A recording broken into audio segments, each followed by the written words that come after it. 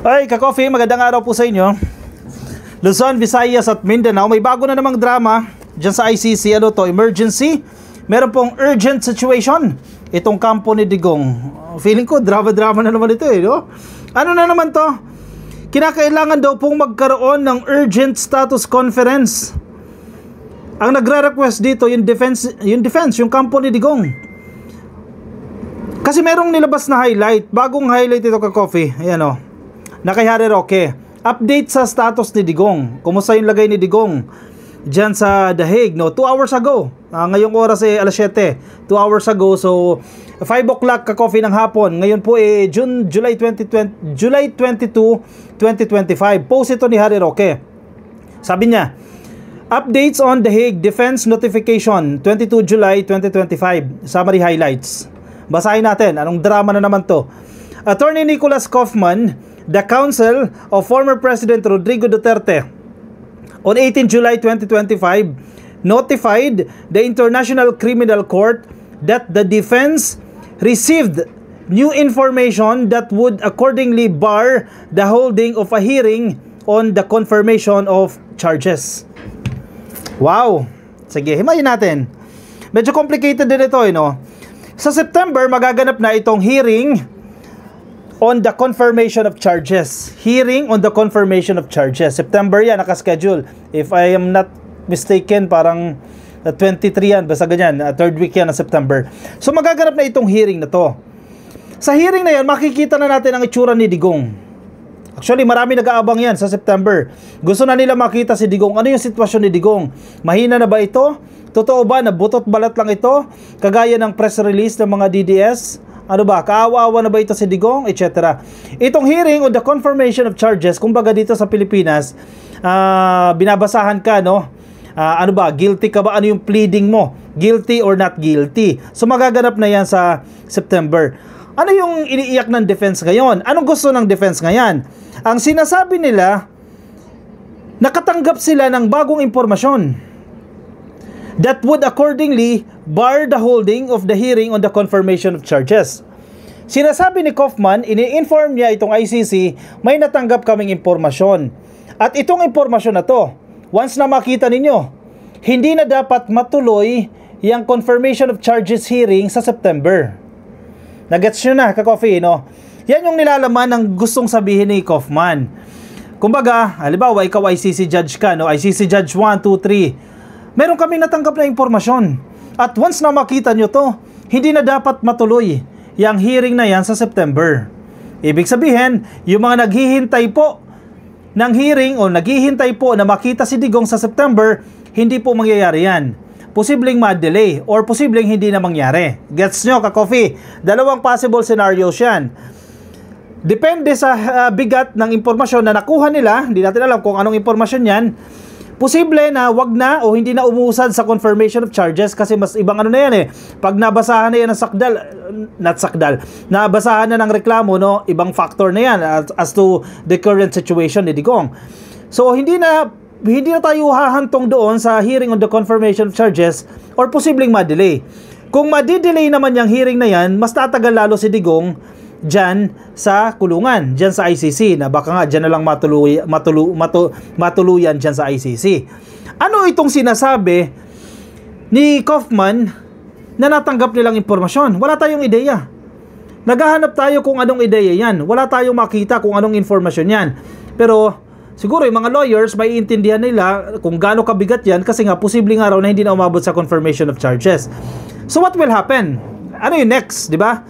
In light of this development, sabi ni Roque sa kanyang post, no? In light of this development, the camp of the former president requested for an urgent status conference. Agaran. As in emergency ito, ha? Urgent status conference to address the matter. Sa Tagalog, dahil sa sitwasyon na ito, dahil sa nakatanggap kami ng bagong impormasyon, dapat agad-agad nagre-request po agad-agad itong kampo ni Digong ng status conference para pag-usapan itong bagay na to. Ano itong status conference? Di ba, typical, ang interpretasyon natin dyan, status conference, meeting, para alamin ano yung status. Halimbawa, may project, kumusta na yung project na yan, ilang percent nasa completion rate na tayo, etc. So, na agad-agad, nagre-request sila ng status conference. Emergency, kumbaga. Agad-agad, kailangan natin pag-usapan yan. Ano yung definition ng status conference? So, naghanap tayo, ka-coffee, ng definition ng status conference base sa manual ng ICC. Based on the ICC Chambers Practice Manual, kasi posible nagkakaiba-iba ng interpretasyon yan Posible nagkakaiba-iba ng meaning yan. Base dito sa ICC Chambers Practice Manual, ibig sabihin standard yan, sinusunod yan sa mga kaso nila dyan sa ICC. Status conferences are procedural meetings in which, and I quote, oral orders and clarifications in relation to the conduct of the proceedings can be provided to the parties. End of quote. Isa pa. Base sa ICC Chambers Practice Manual, status conferences are procedural meetings. Procedural meetings, ginagawa talaga nila yan. Kumbaga, hindi yan dahil ngayon lang, dahil parte yan ng procedure, parte yan ng proseso. Diba? Hindi dahil naisipan lang, gagawin natin yan. So, yung mga biglaang meeting na yan, yung mga procedural meetings na yan, ay tinatawag nilang status conferences. Kung saan, ikukot natin sila dito, oral orders and clarifications in relation to the conduct of the proceedings can be provided to the parties. Now, sa meeting na yan, sa procedural meeting na yan, dyan, posible, ipapakita or sasabihin, for sure, ipapakita yan, I assume, no, hindi naman natin na-experience pa yan. I assume, ipapakita yan ng defense nila Kaufman kung ano itong ebidensya na nakita nila. O ano itong ebidensya na nakarating sa kanila na kung gaano kabigat yan at hindi na kinakailangan humantong sa confirmation of charges hearing. That's the time. And then, during that period, magbibigay na rin po ng oral orders. Pag sinabi mong oral orders, verbal, di ba? O halimbawa, sasabihin ng judge, okay, I instruct you, I am giving you this direction to follow, etc., etc., etc. Oral orders and clarifications. Posible, magbibigay din ng mga paglilinaw. Ano ba talaga? Uusad ba ito? Ito bang mga bagong ebidensya ikatanggap-tanggap? Ito ba iba katutulong? Ito ba i-distraction? Ano ba ito?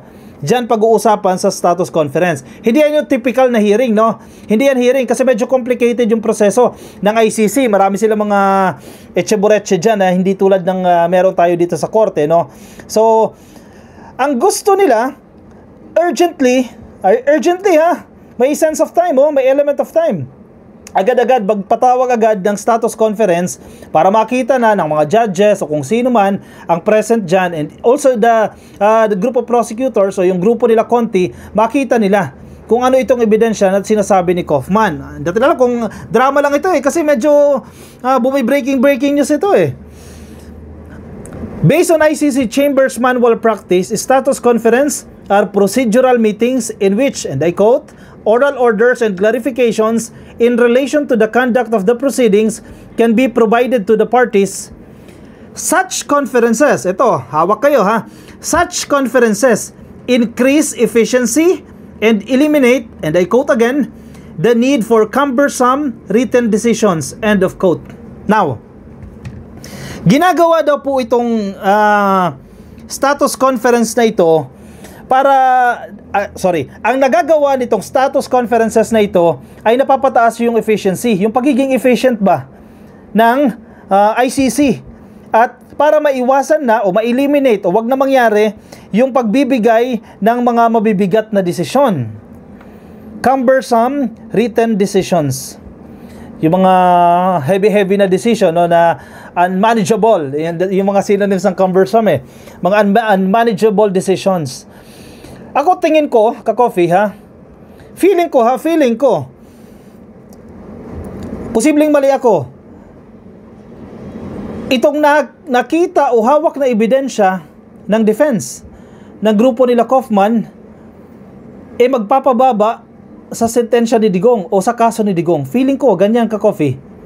Feeling ko ha, not totally eliminating the case, not totally dismissing the case, kasi wala naman silang karapatan dyan, judges ang mag-ano yan bago i-dismiss, mag-hearing yan Feeling ko lang ha, kasi po once na nabasahan na siya, once na umusad na yung confirmation of charges, halimbawa, basahin na kay Digong, okay, Mr. Rodrigo Duterte, Tagalogin ko na ha. Ito yung kasong nirereklamo sa'yo. Mabibigat yung kaso, di ba? Kaya ang gusto ng defense ngayon, feeling ko lang naman ito, posibleng mali ako, tinatrabaho na nila para wag na tayong humantong doon sa sitwasyon na yan na babasahan ng mabigat na kaso si Digong. So ang nire-remedyo na lang nila ngayon ay mapababa yung kaso. Nagigets ninyo yung punto, ka-coffee? Base doon sa hawak nilang ebidensya, kailangan natin mapababa yung kaso na bago pa man basahin kay Digong yan, at least mabasahan man siya, ma-reschedule man yan, hindi sa September, let's say sa December yan, hindi na kasing bigat ng kaso na naunang isinampa kay Digong. Mabigat kasi yung kaso kay Digong dyan. Feeling ko, yan ang gustong mangyari ng defense. Kaya kailangan nila ng urgent status conference. Nagigets nyo yung point ko, ka-coffee? Hindi natin alam kung ano yung ebidensya na nakuha nila, kung gaano kabigat yung ebidensya na yan, or drama lang yan para ma-delay. Isa pa, natatandaan ninyo, ng isang araw, vlinag natin yan eh. Unexpected na magre-request yung defense na i-delay yung pagbibigay ng hatol patungkol doon sa request nila for interim release. Natatandaan ninyo? Ngayon lang nagsisink in sa akin to nang binabasa ko eh. Okay. Ang dahilan naman nila kung bakit nila gustong i-delay itong application nila for interim release dahil kulang sila sa ebidensya. 'Di ba? May hinihintay silang dokumento. Nasabi na rin natin yan sa vlog natin yan. Feeling ko yung dokumento na kulang na yan, yung hindi ko alam kung agreement ba yan na or commitment ng isang bansa na willing tanggapin si Digong once na mag-grant yung interim release na yan. Kasi na-issue nga yan, di ba? Na nagsisipull out itong mga bansa na yan, naglalabas sila ng statement na ayaw nila na sa kanila tumira si Digong. Feeling ko yan yung dokumento na yan. Pansinin ninyo, ilang araw lang nakalipas. Di ba? Or baka sabay nga, hindi, may diferensya ng araw. Una, the-request nila, ICC sa pre-trial chamber 1. Wag muna kayo magdesisyon doon sa request namin ng interim release. Ironic, di ba? Unexpected yan. Kasi nag-request agad sila ng interim release. Sila mismo pumili ng date. Hiling nila na mapalaya si Digong pansamantala. Sila yung nag-request. Sila nagbigay ng date. Tapos, all of a sudden, magre-request sila na i-delay. Gets, ka-coffee? I-delay yung pagbibigay ng hatol doon sa request for interim release. Ano ba to? Approve ba to or disapproved? Yung request for interim release. That's the first one. Yung second one, nagpapatawag ng urgent status conference. Bago pa man sumalang itong hearing on the confirmation of charges, which is expected to happen in September. Di ba? Anong nangyayari? Anong drama to? Anong effect ito? For sure meron. May plano. For sure may pinaplano sila. Malaki? Malaki ba yung plano na yan? Madidismiss ba agad si Digong o pakakawalan si Digong? Ako wala namang way para pakawalan siya eh. Unless yung interim release or ma-dismiss yung kaso, dalawa lang yan. Interim release, pansamantalang paglaya, pangalawa, ma-dismiss na yung kaso na yan. Yun lang yung dalawang main reasons. Bakit makakalaya si Digong? May niluluto, for sure, may niluluto. Itong mga judges na to. Not judges, itong defense, itong grupo nila Digong, may niluluto yan. Imaginein mo ha, magkasunod na araw yan ang kanilang drama. Anyari, may mga distraction pa. Posibleng decoy lang yung iba dyan. Decoy lang yan, nililito lang yan. May niluluto itong defense at nililinlang lang o nililihis lang yung ibang mga usapin, ibang issue, part of their strategies. Kaya sa prosecutors, dapat medyo watchful din kayo dyan Medyo bantay-bantayan ninyo kasi dumidiskarte yan. Di ba? Anyway, sige. Ito, nakita ko rin ito. Nasa inquirer.net to. Tignan mo headline, no? Sara Duterte. Sabi ni Sara, no? Dad thinks si Digong, iniisip niya raw, at siya at si Kibuloy ay magkaparehas daw po sila ng faith. Parehas sila ng tadhana. Parehas sila ng kahinatnan. Sige, mag-comment tayo mamaya. Former President Rodrigo Duterte thinks he and the alleged SEX offender na si Apollo Kibuloy share the same fate as both of them are in detention, said Vice President Sara Duterte. Biruin mo ha, dalawa sa pinaka-maimpluwensyang tao during this administration nakakulong. Weak leader ang nagpakulong.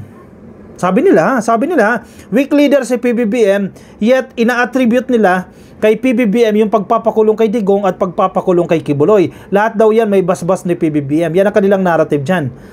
So, inconsistent kayo sa narrative ninyo. Tinuturing nyo si PBBM bilang isang weak leader, yet yung dalawa sa pinakamataas na tao, dating presidente si Digong and very influential billionaire Apollo Kibuloy nakakulong. Weak leader nagpakulong. So tadhana daw siguro. Sabi ni Digong, at least tadhana yung tingin niya, no? Hindi political persecution. Kasi si Roque, ang tingin niya political persecution. In fairness, mas matino yung karakter ni Digong dito, no? Tadhana, tinitingnan niya ito bilang isang tadhana, isang faith.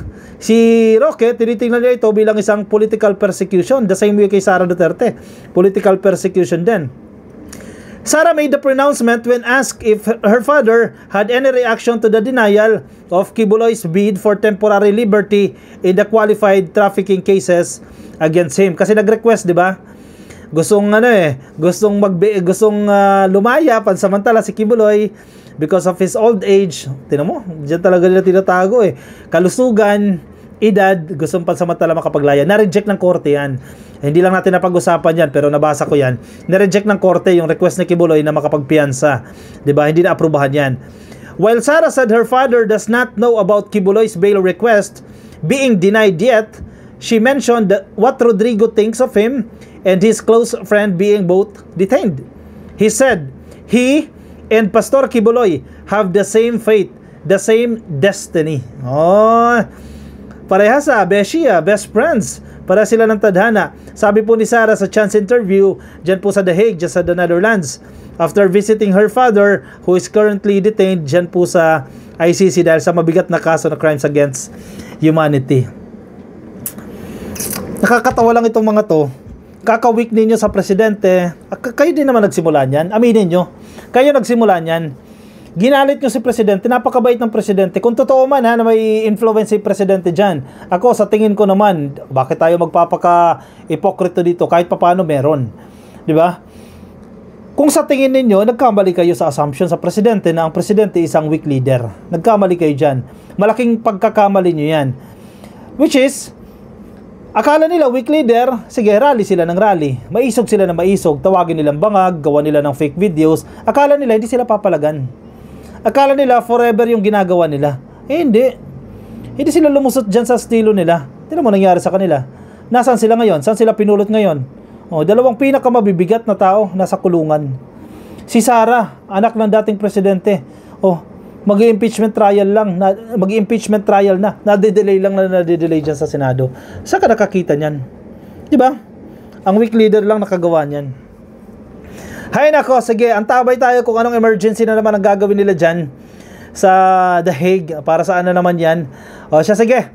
I-komento po ang inyong opinion, reaction dyan sa comment section para mabasa po ng iba natin mga ka-coffee na nakikinig po sa atin na sa Facebook, na sa YouTube at nasa TikTok. Comment lang kayo dyan. Yung mga nasa Facebook po, baka di pa kayo naka-follow sa ating Facebook page, pasuyo na lang ka-coffee, no? Please, click lang po ng follow. Mga nasa YouTube, baka di pa kayo naka-subscribe, click nyo lang po yung subscribe. Mga nasa TikTok, subscribe na rin po kayo. Dumarami na po tayo sa TikTok at sa Facebook, no? Maraming salamat po sa mga sumama. Ingat po kayo, nasan man po kayong panig ng daigdig. Paalam po, bye-bye.